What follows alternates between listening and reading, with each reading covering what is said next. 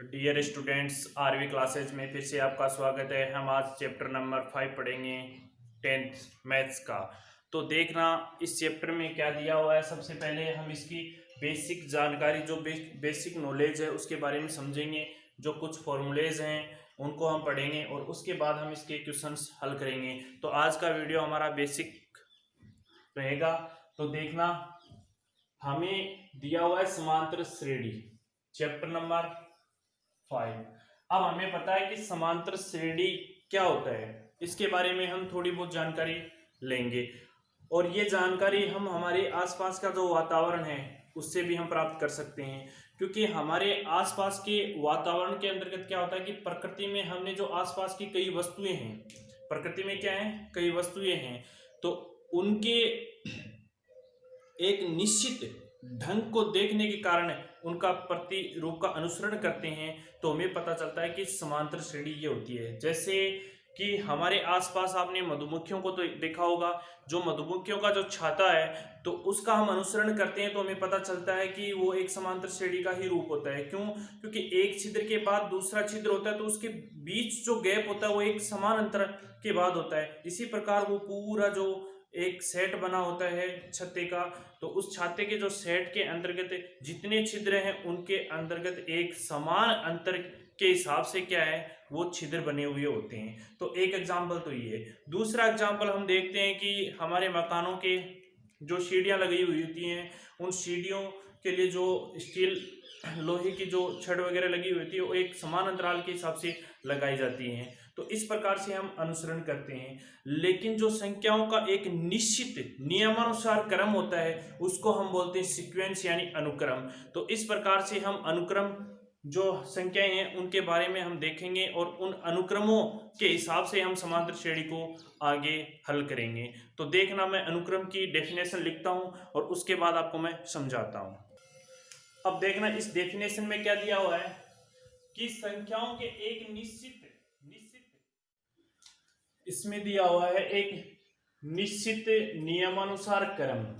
निश्चित नियमानुसार क्रम क्या होता है कि यदि कोई संख्या है, कोई निश्चित संख्या है, उसका प्रथम पद, द्वितीय पद, द्वितीय से तृतीय पद, चतुर्थ पद है, उसके अंतर्गत जो क्रम है वो एक निश्चित होना चाहिए। यानी जो अंतराल है वो एक समान होना चाहिए, वो एक निश्चित प्रतिरूप होगा। वो क्या होगा? एक निश्चित प्रतिरूप होगा। जैसे हमने अभी एक एग्जांपल देखा था, हमने आपको बताया था कि जैसे जो पाइप लगा हुआ होता है, लोहे की जो रोड लगी होती है वो एक निश्चित अंतराल में लगी होती है, जिसे हम गणितीय भाषा में क्या कह सकते हैं, हम उसे गणितीय भाषा में ये कह सकते हैं कि प्रतिरूपों की एक नियत संख्या बढ़ती या घटती चली जा सकती है।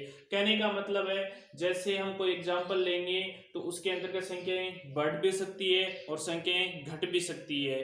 ठीक है। अब इसमें क्या होता है कि संख्याएं बढ़ेगी घटेगी, लेकिन उस अनुक्रम के लिए हमें संख्याएं चाहिए, और संख्याएं ये नहीं है कि हमें एक संख्याएं दे दी, इसके लिए हमें कम से कम 2 या 3 संख्याएं, कम से कम 3 संख्याएं चाहिएगी। तभी तो हम पता लगाएंगे कि अनुक्रम में जो अंतर है, वो गैप है, वो क्या है, समान है। यदि अंतर यदि समान नहीं होगा तो वो समांतर श्रेणी कैसे होगी? जैसे मेरे पास ये 2 पेन है, ये 2 पेन है, आपको दिखाई दे रहे हैं। अब इन दोनों पेनों के अंतर्गत मैं यदि एक पेन अन्य रखता हूं और इसी समान में एक दूसरा पेन रखता हूं, तो इन पेनों के बीच में जो गैप होगा वो समान ही तो होगा। जैसे मैं अंगुली डाल देता हूं इसके अंतर्गत, तो ये जो अंतर होगा ये वाला अंतर है, और ऐसे ही दूसरी उंगली यहाँ पर, तीसरी उंगली यहाँ पर, तो उसके अंतर्गत क्या होगा, गैप समान होगा, तभी तो वो अनुक्रम से ही बैठेगा। तो हमें कम से कम संख्याएं चाहिए, एक संख्या से हमें काम नहीं चलेगा। तो एग्जाम्पल देखते हैं, 2, 4, 5, 6, 8। अब देखो 2 में क्या करें कि 4 आ जाए, क्या ऐड करें कि 4 आ जाए? तो सबको पता है कि 2 में क्या होगा, +2, 4 में +2, 6 में +2। अब देखो सब में अंतर क्या हो रहा है, +2 हो रहा है, ऐड। अब यहां पर यदि संख्याएं घट रही हैं तो यहाँ पर क्या संख्याएं घट भी सकती हैं और यहाँ पर संख्याएं बढ़ भी सकती हैं। यानी इसको बोलते हैं A1, इसको बोलते हैं A2, इसको बोलते हैं A3, इसको बोलते हैं A4, A5, dot dot dot आगे तक जितनी भी मर्जी है उतनी संख्याएं जा सकती हैं। लेकिन प्रथम पद, द्वितीय पद, तृतीय पद और चतुर्थ पद के बीच में एक निश्चित प्रतिरूप प्राप्त होना चाहिए। हमें क्या प्राप्त होना चाहिए? एक निश्चित प्रतिरूप या निश्चित संबंध होना चाहिए। ठीक है, तभी तो ये डेफिनेशन होती है कि संख्याओं के एक निश्चित नियमानुसार क्रम, एक निश्चित नियमानुसार क्रम होना चाहिए एक जैसा। देखो इसके बीच, इसके बीच, इसके बीच क्या हो रहा है? +2 +2 +2, एक ही तो है और वो भी एक निश्चित नियमानुसार क्रम है। नियम है इसका, क्योंकि +2 हो रहे हैं, सब में जुड़ रहे हैं और एक निश्चित संख्या हो गई क्या? 2। तो ये डेफिनेशन होती है अनुक्रम सीक्वेंस की, कि एक कोई निश्चित संख्याओं के बीच एक निश्चित नियमानुसार क्रम होना अति आवश्यक है, तभी वो क्या होगा? अनुक्रम होगा, सीक्वेंस होगा। और अनुक्रम यदि सीक्वेंस होगा तो उससे हम समांतर श्रेणी की डेफिनेशन दे सकते हैं। किस प्रकार से देंगे वो देखिए। समांतर श्रेणी, नाम से ही आपको पता होगा कि समान अंतर होना चाहिए। क्या होना चाहिए? समान अंतर होना चाहिए। अब समान अंतर होने के लिए हम इसकी डेफिनेशन देंगे। इसको शॉर्ट में हम एपी से लिख सकते हैं, इसको हम किससे लिख सकते हैं? एपी से लिख सकते हैं। अब इसकी डेफिनेशन किस प्रकार से देंगे हम? अब इसकी डेफिनेशन देंगे, यदि किसी श्रेणी का प्रत्येक पद अपने पूर्व पद से समान अंतर पर स्थित हो तो वो क्या कहलाएगा? समांतर श्रेणी कहलाएगा। क्या कहलाएगा? मैं फिर से दोहरान कर रहा हूं, लिख लीजिए।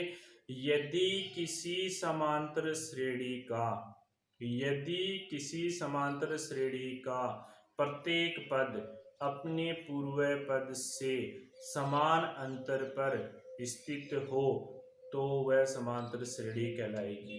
यदि आप लिख रहे हैं तो ठीक है, नहीं लिख रहे हैं तो मैं लिखा देता हूं आपको बोर्ड पे।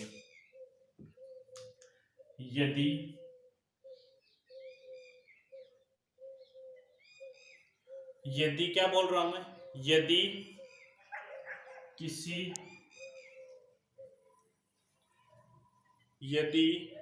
किसी श्रेणी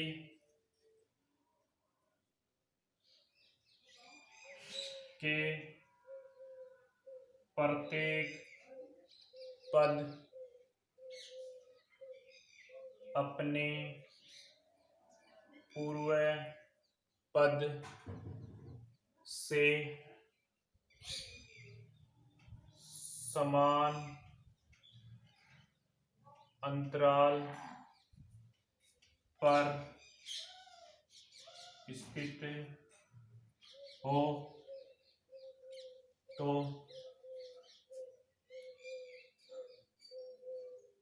उस श्रेणी को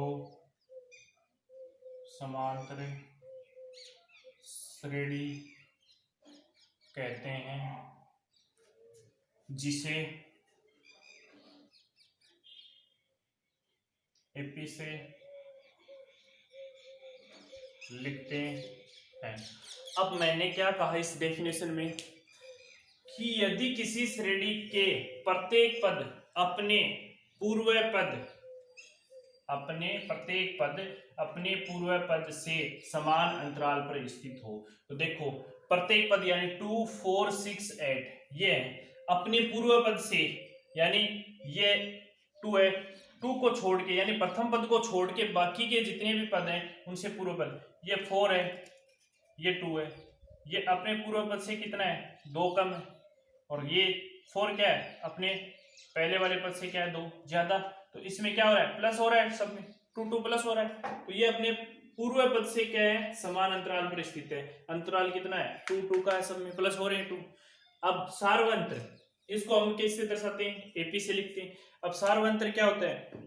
सार्वंत्र वो होता है जिसमें वैल्यू क्या होती है? समान होती है। वैल्यूज क्या होती है? समान।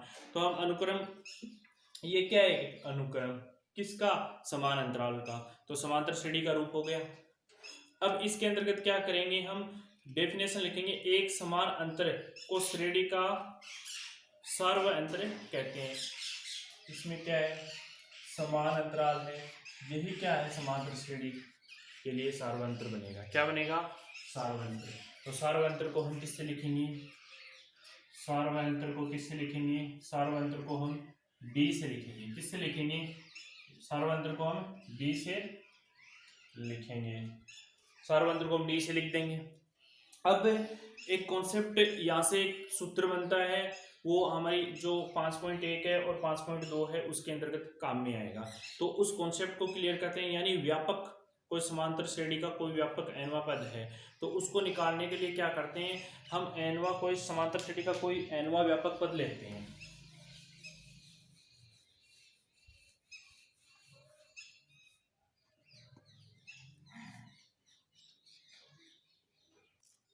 ये समांतर श्रेणी का एनवा व्यापक पद लेते हैं। तो एनवा व्यापक पद लेंगे तो मैंने प्रथम पद को बताया था आपको, प्रथम पद को ए से लिखते हैं। प्रथम पद को किससे लिखते हैं? ए से या A1 से, फिर A2, फिर A3, फिर A4 डॉट डॉट डॉट आगे तक चला जाएगा। यानी यहाँ पर देखो 1 2 3 4 यानी कोई नंबर बढ़ रहा है तो यहाँ पर मैं क्या लिख सकता हूँ? AN। अब देखो यहाँ पर बहुत अच्छा कॉन्सेप्ट बनने वाला है, यहाँ से कुछ सूत्र निकलने वाले हैं। जैसे ए है, ए को हम ए लिख देते हैं और जो हमने सार्वंत्र बताया था आपको, मतलब प्रथम पद को छोड़ के द्वितीय पद में क्या करेंगे, कोई अंतर जोड़ना या घटाना क्या करेंगे। तो इसमें प्रथम पद तो एज इट इज आ जाएगा, प्लस क्या कर देंगे डी, क्योंकि प्रथम पद में तो कोई अंतर नहीं होता, द्वितीय पद और प्रथम पद के बीच में अंतर आएगा। फिर यहाँ पर मैं क्या लिख दूंगा? a plus 2d। यहाँ पर मैं क्या लिख दूंगा? a plus 3d। देखो यहाँ पर 4 है, यहाँ पर 3 आ रहा है, यानी एक कम हो रहा है, यहाँ पर एक कम हो रहा है, यहाँ पर भी एक कम हो रहा है। तो इसी प्रकार से देखो मैं इसको इस प्रकार से भी लिख सकता हूँ।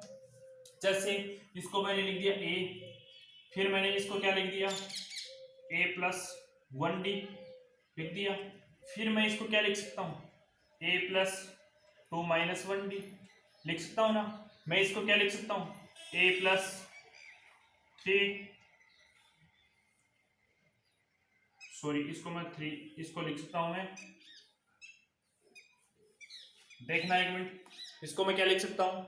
इसको मैं a लिख सकता हूँ, इसको मैं लिख सकता हूँ a प्लस 2 माइनस 1d, इसको मैं क्या लिख सकता हूँ? a प्लस 3, क्योंकि n की वैल्यू ये रखेंगे हम माइनस 1d। फिर इसको क्या लिखेंगे? a प्लस 4, इसको 4 माइनस 1d। अब इस प्रकार से हम इसको लिखेंगे a plus n minus 1d। क्यों? क्योंकि देखो हमें ये d लेके आना है, तो 2 में से 1 d बच भाई, 2 में से 1 घटाओगे तो 1 आएगा और 1 को इंटू करोगे d से तो ये वैल्यू आएगी। फिर यहाँ पर मैंने ये 3 यहाँ पर लिया है, माइनस 1 किया है, तो क्या बचेगा 2। अब 4 में से 1 घटाओगे तो वैल्यू आएगी 3। तो इस प्रकार से ये आ गया। अब यहाँ पर क्या है, ए एज इट इज आ रहा है हमारा। अब n है, n में से क्या हो रहा है? 1 कम हो रहा है, तभी तो ये फॉर्मूला बन रहा है। तो n पदों के n के व्यापक पद के लिए, n वा व्यापक पद के लिए हमारा सूत्र क्या होगा? an बरोबर a plus n minus 1d। ये हमारा फॉर्मूला होता है किसके लिए? n वो व्यापक पद के लिए, जिसमें an क्या है? जहां an क्या है? अंतिम पद किसका? अनुक्रम का। फिर a क्या है? प्रथम पद। फिर n क्या है? पदों की संख्या। और d क्या है? सार्वय अंतर। ये एक फॉर्मूला है। अब हमें पता है कि ये फॉर्मूला है। अब हमें d निकालने के लिए मैंने एक सूत्र बताया था आपको, सार्वंतर निकालने के लिए बता रहा हूं फिर से। a1 तो एज इट इज आ जाएगा, इससे d नहीं निकालेंगे। हमें d निकालना है तो क्या करेंगे? a2 के लिए निकालेंगे। a1 तो a आ जाएगा, a2 के लिए क्या आएगा? a2 माइनस a1 d के लिए, a में नहीं निकलेगा, d के लिए द्वितीय पद में से प्रथम पद को लेस करेंगे। इसी प्रकार से आगे यदि निकालना है तो a3 minus a1 A4 minus A3। इस प्रकार से हम क्या निकालेंगे, उसके सार्वंतर निकालेंगे। तो सार्वंतर निकालेंगे तो सार्वंतर निकाल सकते हो। सार्वंतर के लिए मैंने सूत्र लिख दिया, D बराबर द्वितीय पद में से प्रथम पद को आपको क्या करना है, घटाना है। जो आगे जैसे अनुक्रम दिया हुआ है हमारे पास 1 2 3 4 5 6, अब इसका हमें सार्वंतर निकालना है। तो किस प्रकार से निकालेंगे, यानी सार्वंतर को D से रिप्रेजेंट करते हैं।